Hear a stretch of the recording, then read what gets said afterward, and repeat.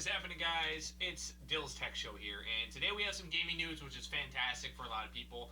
Last week we covered Ryzen, or AMD's RX7000 series GPUs. RX7000 series GPUs is going to be a little bit more costly. Obviously, we talked last week, or a couple weeks ago, about the multi-cache design with the GPUs, and how the Infinity Cache is almost quadrupled from last generation. There's a lot of major improvements in that regard in terms of the specs and all that with the RX 7000 series GPUs.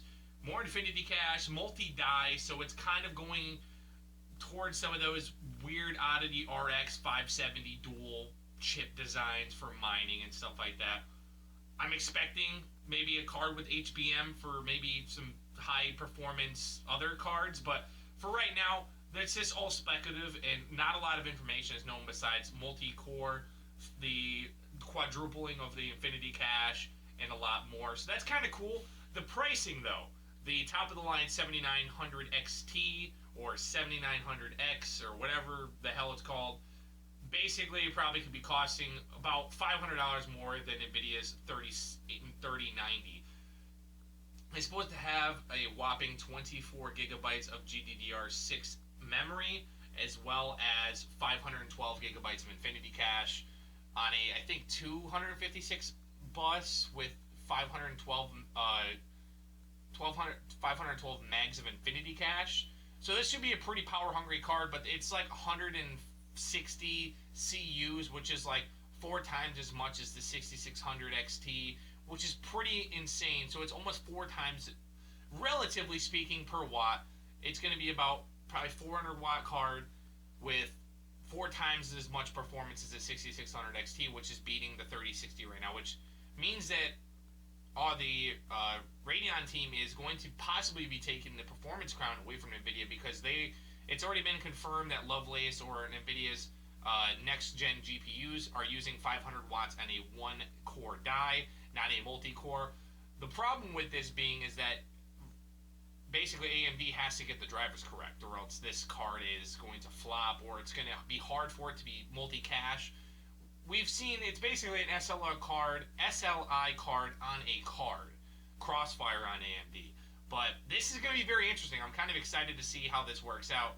But like I said, it's going to be very interesting whether or not this works out well. And we're also talking about Intel shipping 4 million GPUs. Now, like I said, 4 million sounds like a lot compared to AMD's and NVIDIA's shipping out like 16 million.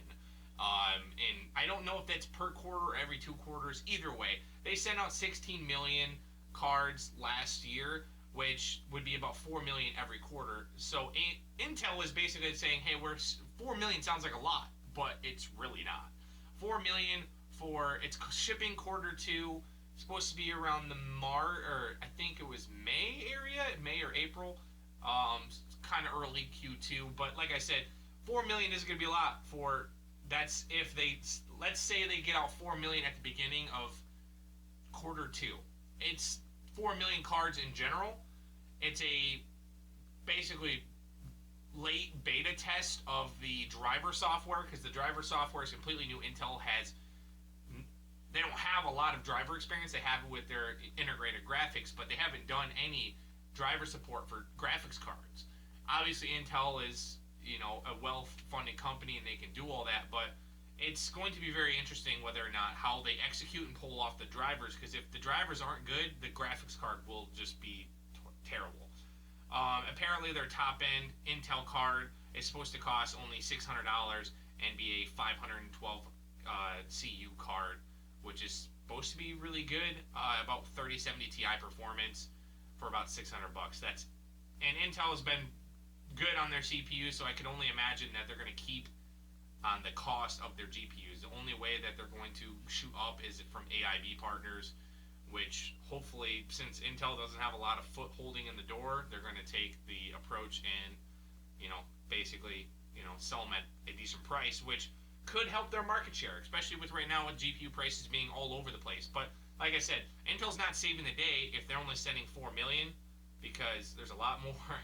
And if they're doing just US, you got to remember there's 6 billion people in the world. That's not even there's 4 billion gamers in the world, those cards will go quick. People think, oh, Intel, 4 million cards. 4 billion would be great, but it'd be just a waste of money for Intel. 4 million cards, cross-world, sending it to different partners, Best Buys, all that stuff. Those cards will go quick. I don't think Intel's going to sell them regardless if they're good or not, because literally the RX6500 XT basically showed everyone that you can put a graphics card out and someone will buy it, and I bought one. But I bought it for MSRP. I didn't pay $300 for a damn card. So, that would be my only thing, is that basically Intel seems like they're going to be the saving grace, but realistically that's not a lot. 4 million is nothing, especially if that's all they're going to do for 2022. That's pretty slim compared to the other manufacturers. But like I said, they're just trying to get their cards out there. I would love to test one of their cards out, preferably some of their mid-range, maybe about a $300-400 card, and test it out with an Intel CPU or something. It's going to be interesting when they come out. But like I said, Intel is not the saving grace here, unfortunately. They're just going to be shipping out cards, and like everyone has been for the last 2 years since this whole GPU shortage has started, they're going to sell regardless. They could put out DG1s and people would buy them probably. Although you can't really mine on a DG1, but you could mine off these DG cards. They have no limiters, so the amount of people that are probably going to buy them for mining is probably pretty high, but we'll see. Anyways, we'll talk about Ryzen 7000, and basically they're supposed to be keeping the same pricing. The motherboards are going to be more expensive, DDR5 support, PCI Gen 5, obviously, it's been pretty much. There's not a lot of details on Ryzen 7000, so we're going to have to keep this on the back burner for now, but I wanted to tell there's about maybe another $50 increase coming on these new AMD parts, but they might keep it at the regular prices they're at, unfortunately. The one good thing about this is that with Intel coming out with Raptor Lake, their next generation of 13 gen Intel, this could be a way for Ryzen 7000 to drop in price, because AMD is sort of behind now. They're switching over to a new socket. Everyone's going to have to go get AM5 motherboards, so they're going to have to come down with the cost a little bit. The new boards may be a little bit more expensive, probably close to X570 motherboards, and I do believe they're going to be calling it, there's going to be X650, X670X, or whatever. Either way, there's going to be next-gen motherboards with a different pin layout. You can't use your old LGA, or they're going LGA now. They're not doing the pins anymore, so you can't use those sockets, unfortunately.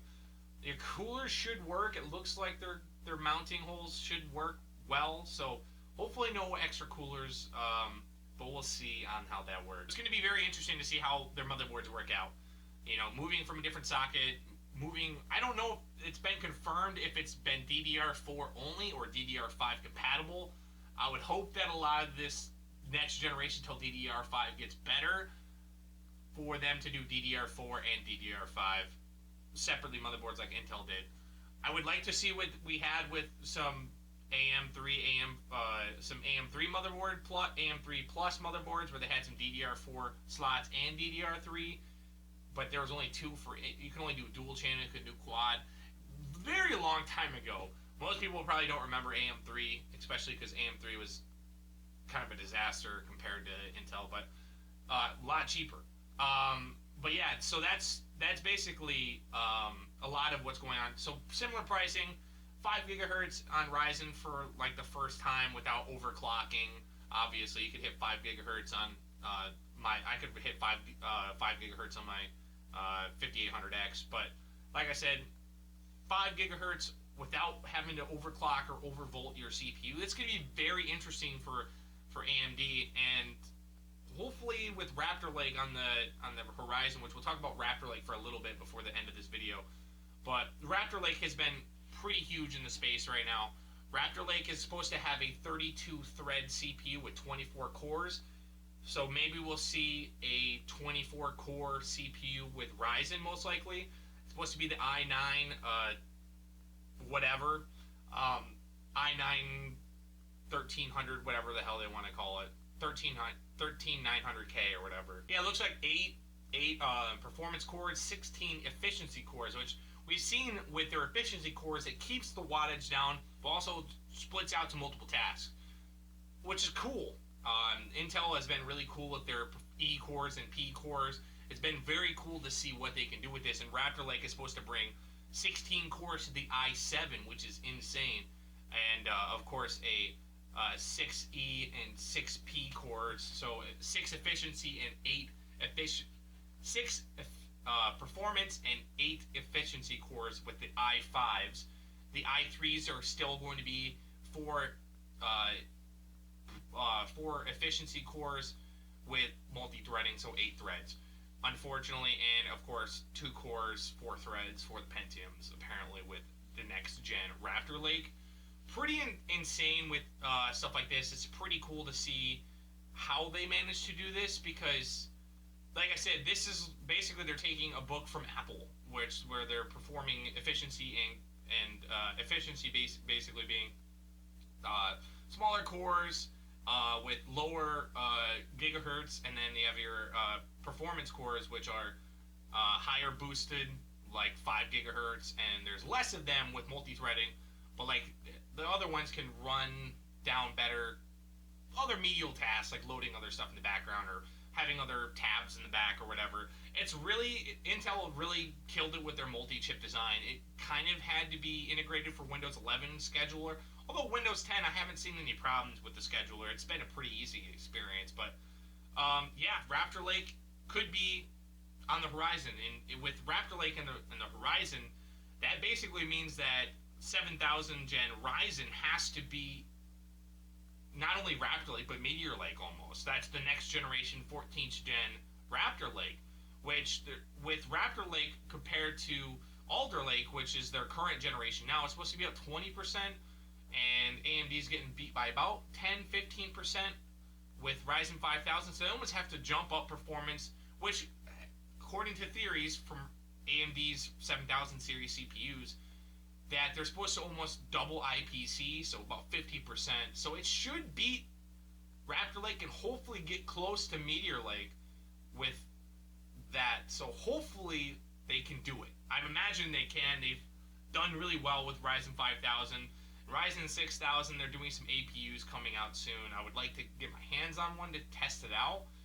It's going to be very interesting, though, because they have basically integrated graphics, low watts, basically Ryzen 5000 with lower clock speeds on, I think, 6 nanometer CPU. So interesting to see how that's going to work out. But thanks, guys, for watching. That's the news this week. I'm going to bring out some more content. We got some really good stuff. I've been very busy with my other channel here, and a lot of stuff going down in the background as well. So thanks, guys, for watching. I appreciate all of you guys for watching, subscribing, and all the fun stuff. And I'll see you guys on the next Dill's Tech Show. See you later.